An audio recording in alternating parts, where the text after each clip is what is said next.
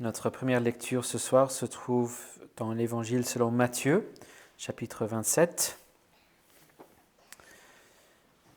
C'est à la page 1113 dans les Bibles de l'Église. Matthieu 27 et les versets 45 jusqu'à la fin du chapitre. Depuis la 6e heure jusqu'à la 9e heure, il y eut des ténèbres sur toute la terre. Et vers la 9e heure, Jésus s'écria d'une voix forte, « Élie, Élie, lama sabachthani » c'est-à-dire « mon Dieu, pourquoi m'as-tu abandonné ?» Quelques-uns de ceux qui étaient là entendirent et disaient « Il appelle Élie ». Et aussitôt, l'un d'eux courut prendre une éponge qu'il remplit de vinaigre. Il la fixa à un roseau et lui donna à boire. Mais les autres dirent « Laisse, voyons si Élie viendra le sauver. » Jésus poussa de nouveau un cri d'une voix forte et rendit l'esprit. Et voici, le voile du temple se déchira en deux, du haut en bas. La terre trembla, les rochers se fendirent, les tombeaux s'ouvrirent et les corps de plusieurs saints qui étaient décédés ressuscitèrent. Ils sortirent des tombeaux, entrèrent dans la ville sainte après la résurrection de Jésus et apparurent à un grand nombre de personnes. Le centenier et ceux qui étaient avec lui pour garder Jésus, voyant le tremblement de terre et ceux qui venaient d'arriver, furent saisis d'une grande crainte et dirent il était vraiment le Fils de Dieu. Il y avait là plusieurs femmes qui regardaient de loin, celles-là même qui avaient accompagné Jésus depuis la Galilée pour le servir. Parmi elles étaient Marie-Madeleine, Marie, mère de Jacques et de Joseph, et la mère des fils de Zébédée. Le soir venu, arriva un homme riche d'Arimathée, nommé Joseph, qui était aussi disciple de Jésus. Il se rendit vers Pilate et demanda le corps de Jésus. Alors Pilate ordonna de le lui remettre. Joseph prit le corps, l'enveloppa d'un linceul immaculé et le déposa dans un tombeau neuf qui s'était fait tailler dans le roc. Puis il roula une grande pierre à l'entrée du tombeau et s'en alla. Marie-Madeleine et l'autre Marie étaient là, assises vis-à-vis du sépulcre. Le lendemain, qui était le jour après la préparation, les principaux sacrificateurs et les pharisiens allèrent ensemble trouver Pilate et dirent « Seigneur, nous nous souvenons que cet imposteur a dit, quand il vivait encore, « Après 3 jours, je ressusciterai. Ordonne donc qu'on s'assure du sépulcre jusqu'au 3e jour, afin que ses disciples ne viennent pas dérober le corps et dire au peuple « Il est ressuscité des morts ». Cette dernière imposture serait pire que la première. Pilate leur dit « Vous avez une garde, allez, assurez-vous de lui comme vous l'entendrez. » Ils s'en allèrent et s'assurèrent du sépulcre, après avoir scellé la pierre et posté la garde. Jusqu'ici la lecture de la parole de Dieu. Nous voulons prier pour demander l'aide de notre Dieu. Nous prions. Merci notre Père pour cette parole sainte que tu nous as donnée, par laquelle tu nous parles encore par ton esprit.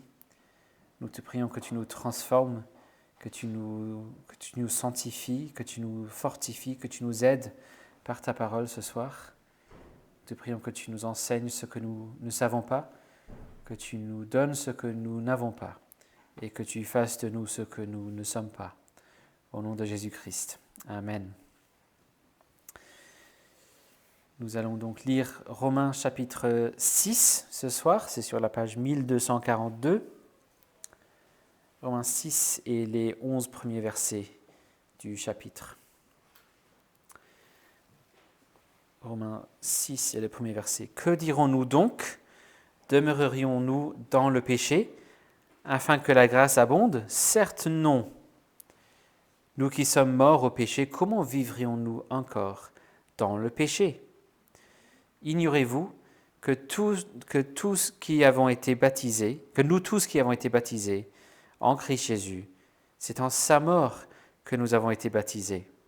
Nous avons donc été ensevelis avec lui dans la mort par le baptême, afin que comme Christ est ressuscité d'entre les morts par la gloire du Père, de même nous aussi, nous marchions en nouveauté de vie.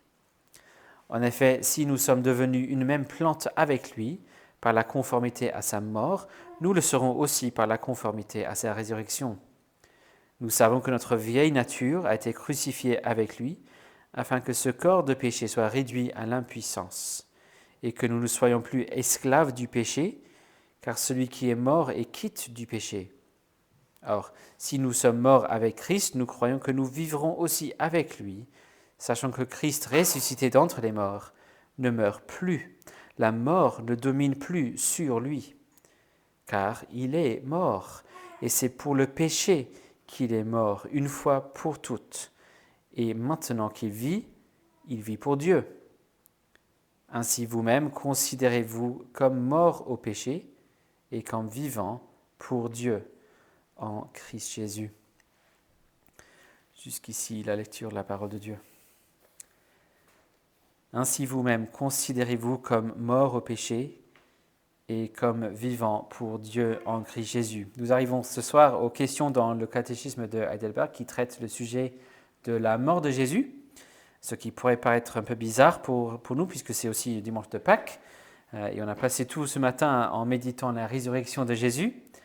Mais c'est utile en fait dans un sens parce qu'on s'est concentré ce matin sur l'enseignement de Paul sur la relation entre Jésus et l'Église, ce lien d'union entre Jésus et les chrétiens. Ce matin, on s'est concentré sur ce que dit Paul dans 1 Corinthiens 15, le fait que Jésus soit ressuscité garantit aussi notre résurrection. Ce soir, on regarde un texte qui médite ce même lien d'union, mais en relation avec la mort de Jésus en particulier. Et en fait, nous regardons ce soir le tout premier commandement que Paul donne dans ce chef-d'œuvre qu'est l'Épître aux Romains. On utilise souvent des termes de grammaire pour décrire ce que nous trouvons dans la Bible, et notamment chez Paul. Il démarre toujours avec l'indicatif, c'est-à-dire des faits, des descriptions de l'état des faits, et puis il donne l'impératif des commandements.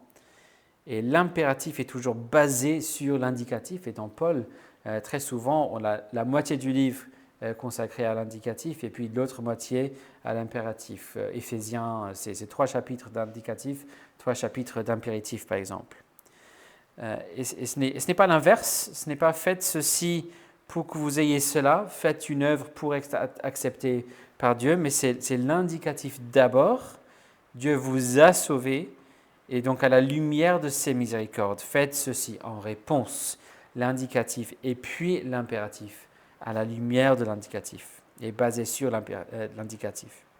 Nous avons ici donc au verset 11 le tout premier impératif de cet épître, et le commandement que donne Paul ici, c'est de considérer quelque chose. Considérer quelque chose. À la base de ce que Paul vient de dire, il y a un changement à faire dans votre vision du monde, dans votre façon de voir les choses. Il y a quelque chose à considérer, à discerner.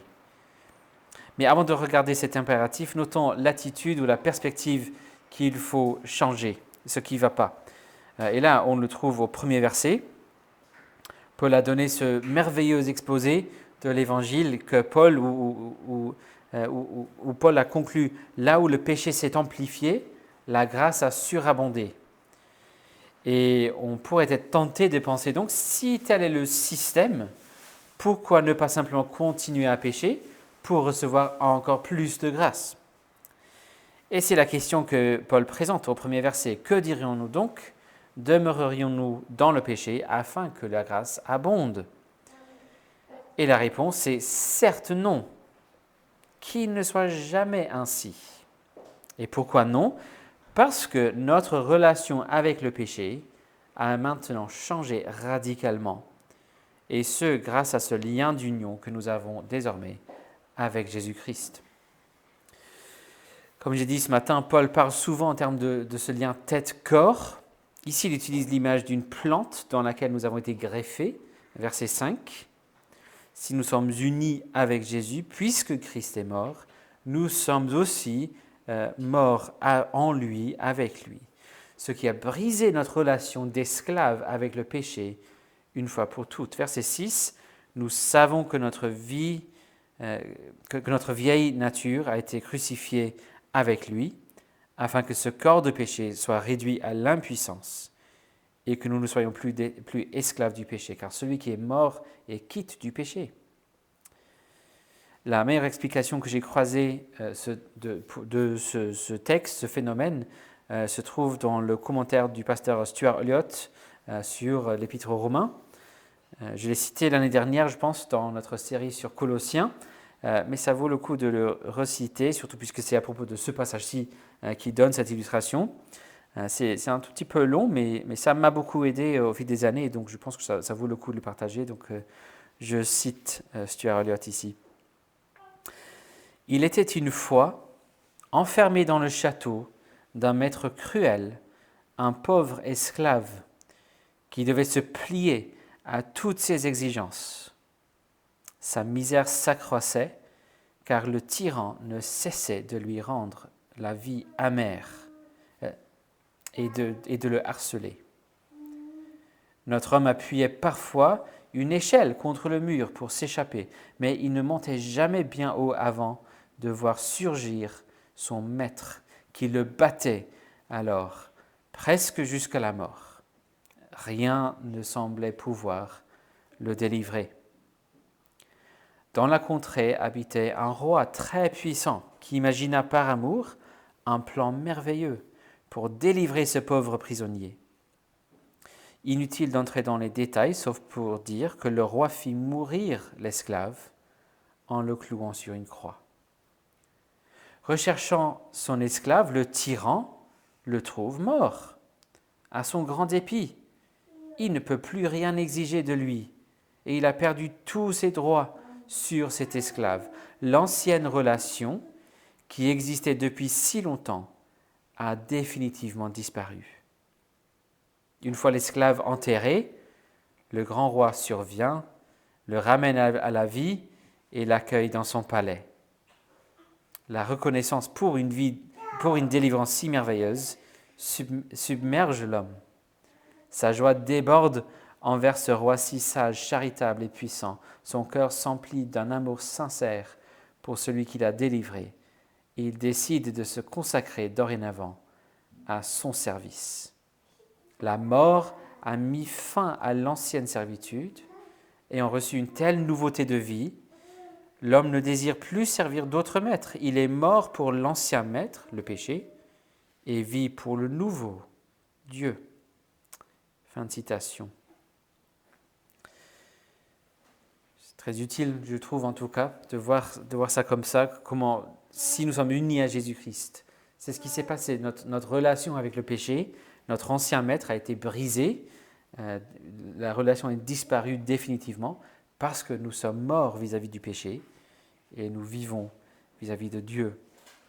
Voici donc l'impératif, le premier commandement de Paul à la lumière de l'évangile de la grâce de Dieu pour les pécheurs, verset 11. « Ainsi vous-même, considérez-vous comme morts au péché et comme vivants pour Dieu en Christ Jésus. » Considérez-vous comme morts au péché et comme vivants pour Dieu en Christ Jésus. Intégrez cette réalité de l'union avec Christ dans votre façon de calculer les choses, votre vision du monde, votre façon de résoudre les dilemmes tels que continuer dans le péché ou pas. Vaut-il le coup de continuer dans le péché pour que la grâce abonde ? Commencez avec cette considération impérative. Je suis mort au péché, étant uni à Jésus, et ainsi également vivant en lui, puisqu'il est ressuscité aussi. Ma relation avec le péché a été brisée. Donc, pourquoi y retourner ? Pourquoi ne pas profiter de la nouvelle relation que j'ai avec mon nouveau roi, mon nouveau maître ? L'appel de Paul ici, c'est que notre union avec Christ soit le point de départ pour toutes nos décisions et pour notre manière de marcher avec lui et de servir notre Père. Considérez ce que ça vous donne. La mort de Jésus vous donne la mort au péché.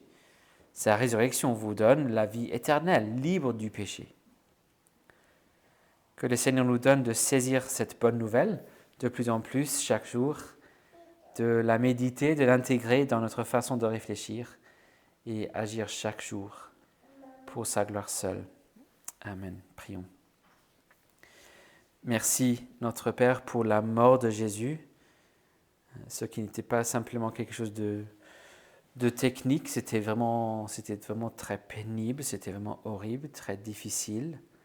Pour Jésus, c'était triste. Et il est resté dans cet état de mort 3 jours. Nous te remercions, notre Père, pour cela, pour ce grand sacrifice que Jésus a rendu.